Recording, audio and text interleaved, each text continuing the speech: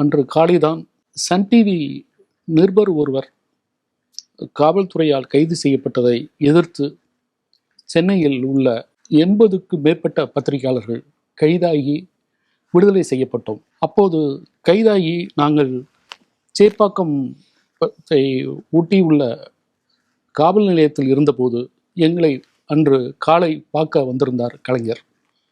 வெகு இயல்பாக பேசிக்கொண்டிருந்து விட்டு போனார். அன்று மாலை நாங்கள் அலுவலகத்துக்கு போயிருந்த போது காவல்துறை தரப்பிலிருந்து மிக வேண்டிய ஒரு நண்பரிடமிருந்து ஒரு தகவல் வந்தது. உளவுத்துறை சேர்ந்தவர். இன்று இரவு கலைஞர் கைது செய்யப்பட இருக்கிறார். இந்த விஷயத்தை வேறு யாரிடமும் பகிர்ந்து கொள்ள வேண்டாம், குறிப்பாக கலைஞருடைய உறவினர்களிடம் தயவு செய்து பகிர்ந்து கொள்ள வேண்டாம் என்ற முன்னெச்சரிக்கையோடு அந்த தகவலை சொன்னார்.